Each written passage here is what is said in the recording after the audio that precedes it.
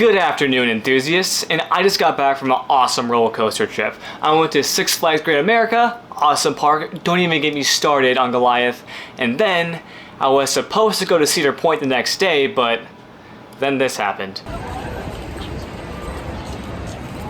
I think I took a wrong exit.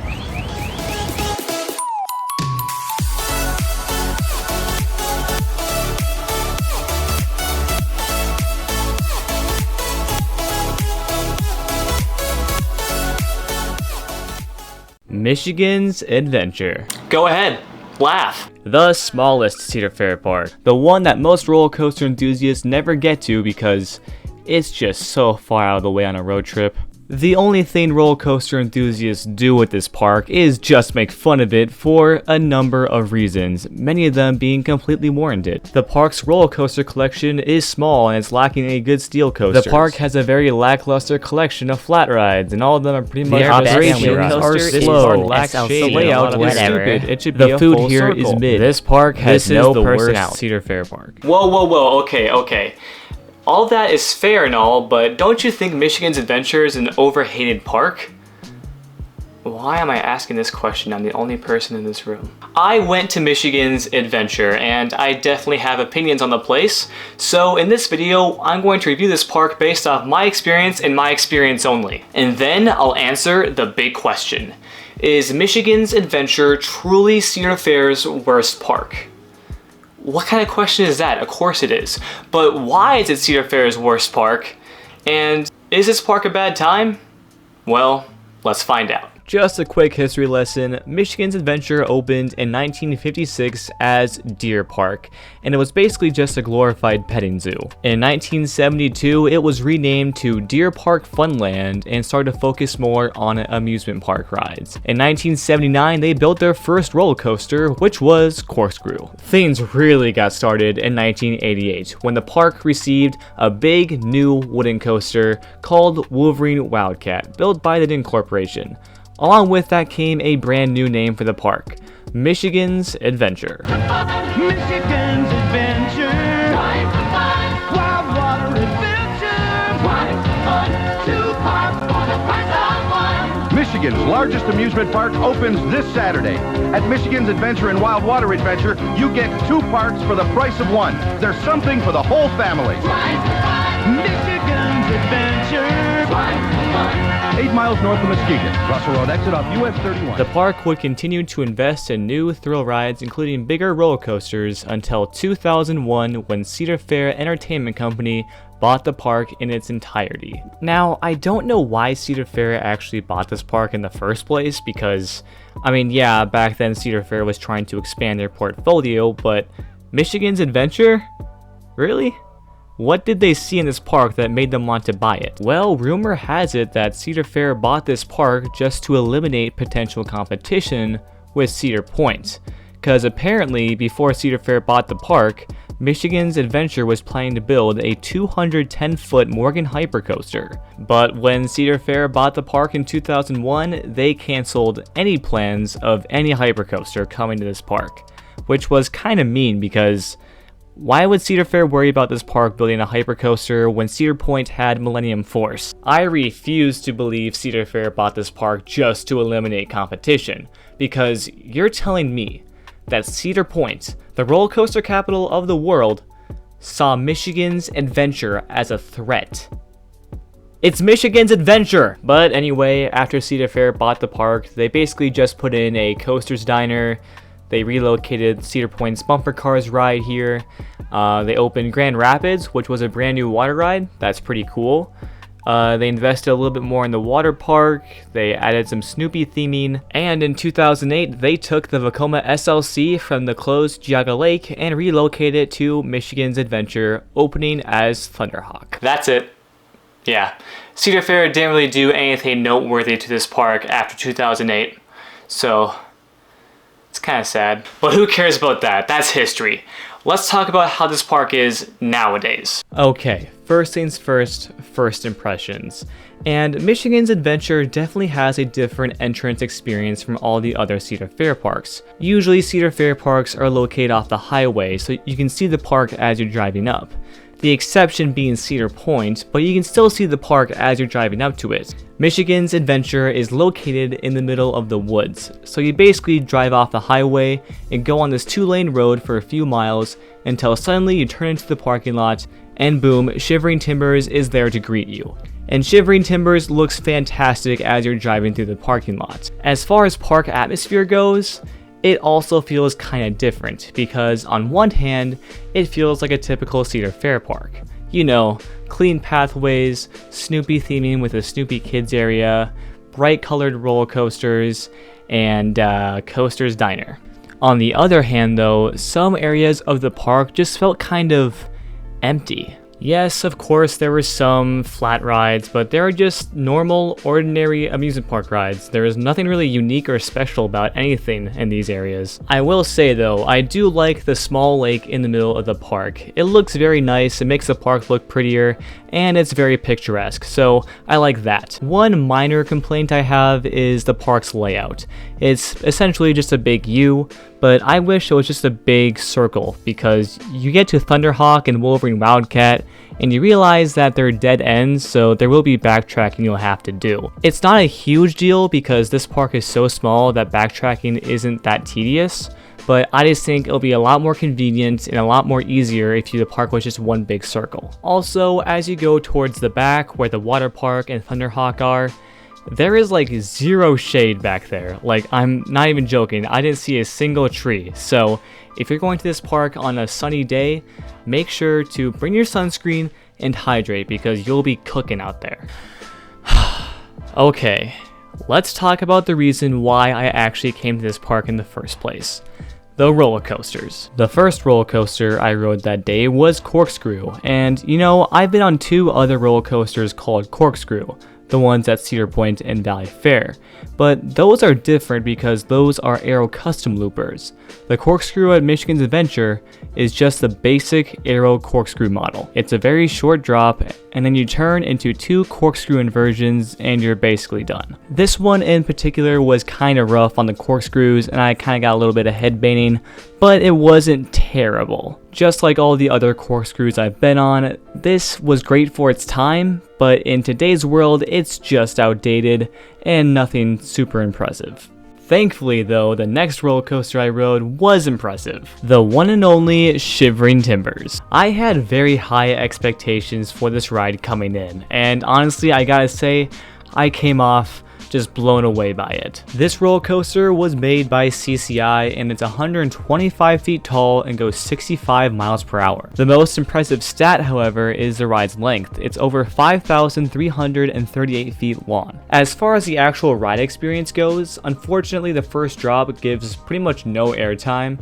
If you're in the very back row, you might get some. I think I got a little bit in the back row, but the first drop is really shallow and unfortunately does not give much airtime.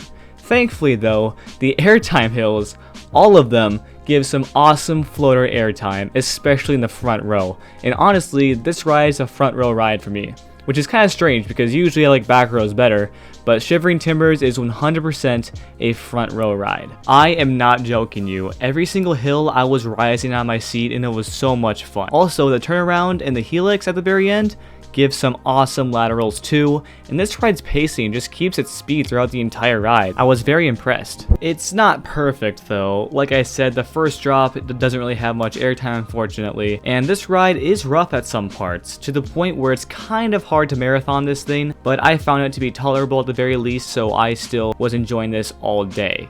The other thing I don't like about this roller coaster are the restraints. They're the standard PTC restraints and they're fine for most wooden coasters, but for Shivering Timbers, for how much forces it pulls, it can really clamp down your thighs halfway through the ride, which is what happened to me more often than not, so that's kind of unfortunate. If GCI could come in, retract this thing, and put Millennium Flyer trains on it, that would make this an actual elite roller coaster. But in my opinion, Shivering Timbers is just a really good wooden coaster, definitely one of my all-time favorites. What wasn't my favorite was Wolverine Wildcat. I had very low expectations for this ride coming in, and let's just say that I was surprised in a good way, but also a bad way. So Wolverine Wildcat starts off with a tunnel. cool. Then you ascend the lift hill and come to your first drop, and this is where I was pleasantly surprised because this drop is retracked with Titan Track, which I've never experienced Titan Track before, but I gotta say, I liked it. It was buttery smooth and the first drop felt great. I was also impressed with the airtime hills after the first turnaround. These airtime hills are retracked, and to be honest, they give some pretty good airtime, I gotta say. And at this point I thought, okay, this ride might not be that bad after all. This might be an underrated gem. Well, we then passed the second turnaround, and that's when I realized that Wolverine Wildcat has a really stupid sense of humor. So the second half of this ride is not retracked, and it's rough, and it's pretty bad. It's really bad. There wasn't even a hint of airtime either, so the second half is just agonizing. If they retrack this entire ride, I think this would actually be a decent wooden coaster, but for now, it's just slightly below average. The first half is really good, I will give it that, but the second half just kind of ruined this one for me. After Wolverine Wildcat, I rode Zack Zoomer. And this is just a CCI family coaster, nothing too crazy. It's a great family coaster, but what you see is what you get, and that's totally fine. It's a family coaster. And with that being said though, it is a pretty good roller coaster for anyone under the age of 7. But for someone like me, yeah, it just kind of exists. I then made my way back towards Thunderhawk, and I was getting PTSD walking up to this thing. I've been on a Vekoma SLC before, New Puko at Lost Island Theme Park, and that one is super rattly, and it has a really bumpy first inversion which gave me a headache. So I didn't have much faith in Thunderhawk, and also this ride has the bulky over-the-shoulder restraints, so even though I failed math class, I'm pretty sure that 2 negatives does not equal a positive. Then I rode Thunderhawk, and this is why you play the game, because Thunderhawk wasn't that bad. Yes, there were a few rough patches where I did get some headbang against the bulky restraints, but for the most part, I found it to be quite tolerable, and credit where credit is due, SLCs have a pretty good layout. If this coaster could get the new Gen Vekoma Vest restraints, that would make this a legit good ride, but for now, it's just average in my opinion. I'm just thankful that this ride didn't try to kill me. I also love Thunderhawk's new color scheme. It looks so cool. The old one always made me think of McDonald's. The last credit that I got at this park was Mad Mouse, and I've been on the exact same clone at Valley Fair, and if you've been watching my channel long enough, you know that I do not like that ride. The one at Michigan's Adventure though, it's not bad. It is a lot better than Valley Fair's version, mainly because Michigan's Adventure does not trim this ride at all, so you're absolutely flying through the layout, and it's kind of fun. It even has some airtime moments here and there, but they're just kind of okay airtime moments.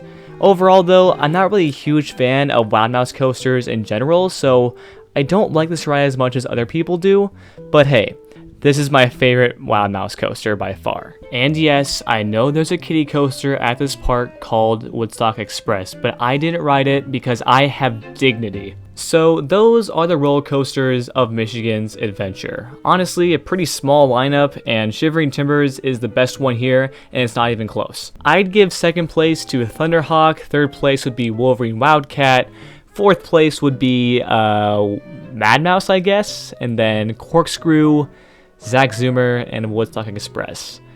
Yeah, this park has a really sad coaster lineup. Shivering Timbers is obviously fantastic.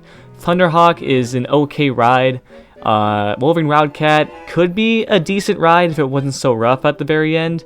And besides that, yeah, this park doesn't really offer much. What this park needs is a new good steel coaster, and I think a Chance Hyper GTX would be a good fit, mainly because it will offer ejector airtime to contrast Shivering Timbers' floater, and it'll just give the park maybe a taller and faster roller coaster. Let's quickly talk about flat rides, because Michigan's Adventure doesn't have a lot to offer in that department either.